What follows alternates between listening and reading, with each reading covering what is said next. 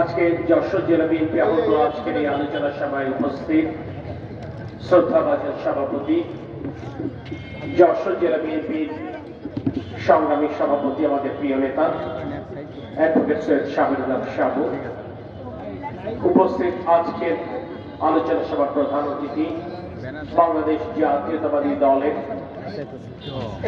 Vice chairman বিশিষ্ট শিক্ষাবিদ অধ্যাপক নার্গিস বেগম, মঞ্চ উপবিষ্ট শ্রদ্ধেয় নেতৃবৃন্দ, আমার সামনে উপবিষ্ট এবং আমার আশেপাশে দণ্ডায়মান গণতন্ত্রকামী মানুষের একাংশ বাংলা, আসসালামু আলাইকুম রহমতুল্লাহ। আজ মহান বিজয় দিবস। বক্তব্যের শুরুতেই আমি গভীর শ্রদ্ধা ভরে স্মরণ করছি মহান স্বাধীনতার ঘোষক, বহুদলীয় গণতন্ত্রের প্রবক্তা, জেড ফোর্সের সর্বাধিনায়ক, রণাঙ্গনের বীর মুক্তিযোদ্ধা শহীদ রাষ্ট্রপতি জিয়াউর রহমানকে, যার ঘোষণায় আমাদের মহান মুক্তিযুদ্ধের সূচনা হয়েছিল, যিনি শুধু মুক্তিযুদ্ধের ঘোষণা দেননি, যিনি 9টি বছর বাংলাদেশের সশস্ত্র বাহিনীর সাথে মিশে বাংলাদেশের শ্রমিক, কৃষক, যুবকদের সাথে কাঁধে কাঁধ মিলিয়ে বাংলাদেশের লাল সবুজের পতাকা ছিনিয়ে এনেছেন। গভীর শ্রদ্ধা বলে স্মরণ করছি সেই 30 লক্ষ শহীদদেরকে, যাদের আত্মত্যাগের বিনিময় আমরা 55,598 বর্গ মাইলের একটি স্বাধীন ভূখণ্ড পেয়েছি। গভীর শ্রদ্ধা বলে স্মরণ করছি সেই 3 লক্ষ মা বোনদেরকে, যারা নিজেদের সতীত্বের বিনিময়ে বাংলাদেশের মাটির সতীত্ব রক্ষা করেছিলেন। প্রিয় মা ও বোনেরা, প্রিয় ভাইরা, আজ 55তম বিজয় দিবসে দাঁড়িয়ে যখন কথা বলছি, তখন 55 বছর আগে মুক্তিযুদ্ধের পূর্বের সময়টাকে যদি আমরা ফিরিয়ে আনতে চাই, যদি মনে করতে চাই মুক্তিযুদ্ধের সূচনাটা কেন হয়েছিল, বাংলাদেশের স্বাধীনতার যুদ্ধকে আমরা মুক্তিযুদ্ধ বলি কেন? কারণ আমরা পাকিস্তানি হানাদার বাহিনীর হাত থেকে মুক্তি চেয়েছিলাম। আমরা মুক্তি চেয়েছিলাম শোষণ এবং বঞ্চনার হাত থেকে। আমরা মুক্তি চেয়েছিলাম অন্যায় অবিচারের হাত থেকে। আমরা মুক্তি চেয়েছিলাম বৈষম্যের কাছ থেকে। স্বাধীনতার এত বছর পর 55তম বিজয় দিবসে দাঁড়িয়ে যদি এই প্রশ্ন, এই আত্মজিজ্ঞাসা আমরা নিজেদেরকে করতে চাই, এই দীর্ঘ সময়ে এই বঞ্চনা, এই দুঃশাসন, এই দুর্নীতি, এই নৈরাজ্য, এই বৈষম্যের হাত থেকে বাংলাদেশের মানুষ কি মুক্তি পেয়েছে? বলতে কোনো দ্বিধা নেই, সেই কাঙ্ক্ষিত মুক্তি আজও অর্জিত হয়। কাঙ্ক্ষিত মুক্তি কেন অর্জিত হয়নি, সে এক দীর্ঘ ফেরিস্তে, দীর্ঘ আলোচনা। শুধু এই কথাটি বলবো, যে চেতনা নিয়ে, যে স্বপ্ন নিয়ে, যে আকাঙ্ক্ষা নিয়ে মহান মুক্তিযুদ্ধে বাংলাদেশের দামাল ছেলেরা অংশ নিয়েছিল, সেই একই রকম চেতনা নিয়ে, একই রকম স্বপ্ন নিয়ে, একই রকম আকাঙ্ক্ষা নিয়ে 2024 জুলাই গণঅভ্যুত্থানেও বাংলাদেশের দামাল ছেলেরা অংশ নিয়েছে। মহান মুক্তিযুদ্ধের ওই 9 মাসের সশস্ত্র লড়াইয়ের পূর্বে যেমন দীর্ঘ সংগ্রাম এবং ধাপে ধাপে পথ তৈরি করে ওই মুক্তিযুদ্ধের ওই 9 মাসকে প্রস্তুত করা লেগেছিল, ঠিক জুলাই গণঅভ্যুত্থানের ওই 35টি দিন, ওই 36টি দিন তৈরি করবার আগেও দীর্ঘ 16 বছর ফ্যাসিবাদ বিরোধী লড়াইয়ে বাংলাদেশের মানুষকে আত্মত্যাগ করতে হয়েছে। শুধুমাত্র বিগত 16 বছরের ফ্যাসিবাদ বিরোধী আন্দোলনে বাংলাদেশ জাতীয়তাবাদী দলের 7 শতাধিক সহকর্মী গুম হয়ে গেছে, যারা আজও তাদের পরিবারের কাছে ফেরত আসে। তারা বেঁচে আছেন নাকি মারা গেছেন, মারা গিয়ে থাকলে মৃত্যুর দিনটি কবে আজও প্রিয়জন জানেন না। তাই মৃত্যুবার্ষিকী পালন হয় না। দীর্ঘ ফ্যাসিবাদ বিরোধী আন্দোলনে বাংলাদেশ জাতীয়তাবাদী দলের ৫ সহস্রাধিক নেতা কর্মী বিচার বহির্ভূত হত্যাকাণ্ডের শিকার হয়েছেন। এই যশোর জেলায় আমাদের ৬৮ জন নেতা কর্মী জীবন দিয়েছেন।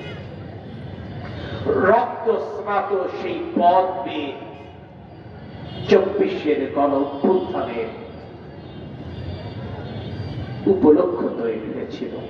ঠিক যেমনটি দীর্ঘ লড়াই সংগ্রাম ৫২, ৬২, ৬৬, ৬৯-এর পথ বেয়ে যেভাবে ৭১ এসেছিল, ঠিক তেমনি এই দীর্ঘ ১৬ বছরের লড়াই সংগ্রামের পথ ধরে ২৪শে জুলাই, অগাস্ট আমাদের সামনে আবির্ভূত হয়েছিল।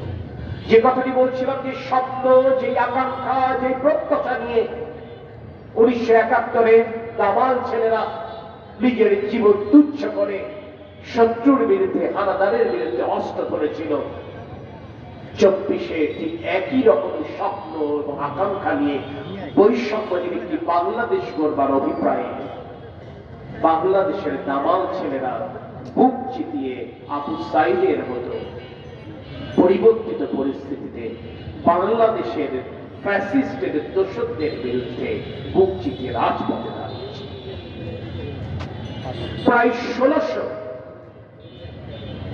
তরুণ যুবক এই সময় জীবন দিয়েছে, যার একটি বৃহৎ অংশ বাংলাদেশের জাতীয়তাবাদী আদর্শের সৈনিকেরা।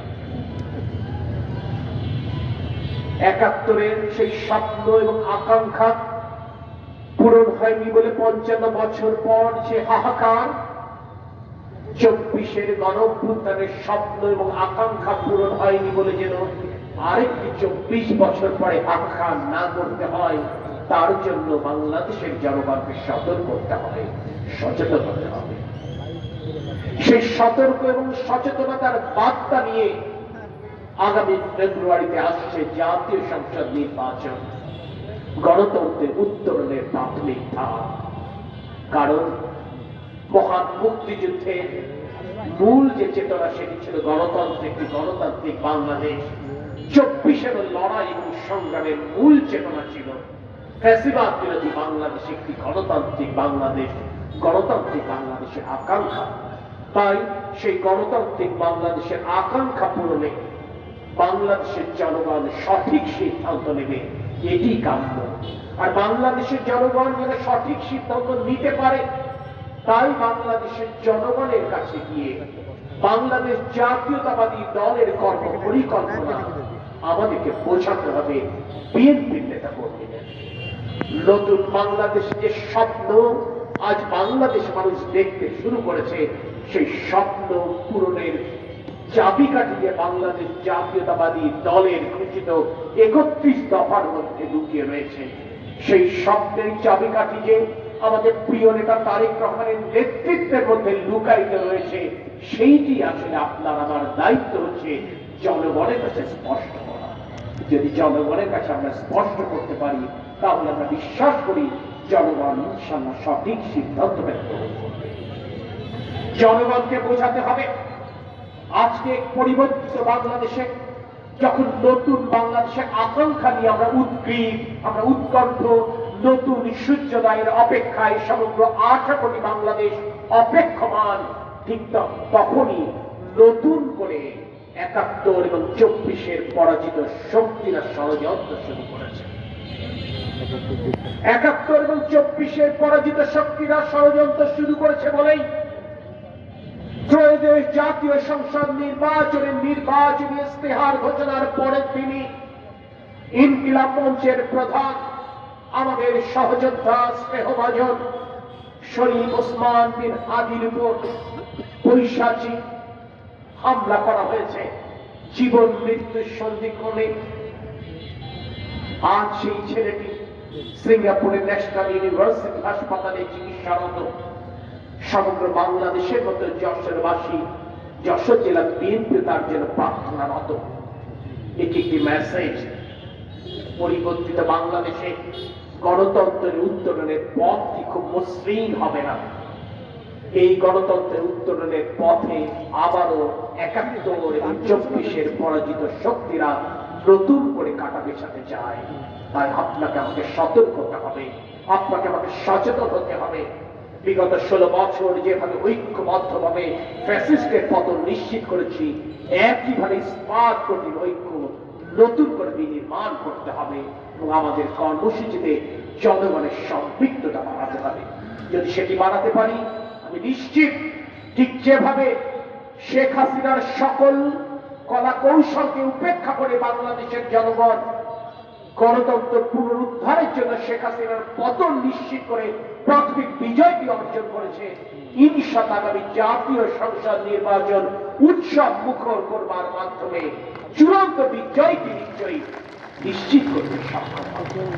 আর বাংলাদেশের মানুষের আকাঙ্ক্ষা এবং স্বপ্নের বাংলাদেশ সেদিনই পূরণ হতে পারে যদি সেই নতুন বাংলাদেশের নেতৃত্ব আমরা আমাদের প্রিয় নেতা তারেক রহমানের হাতে তুলে দিতে পারি।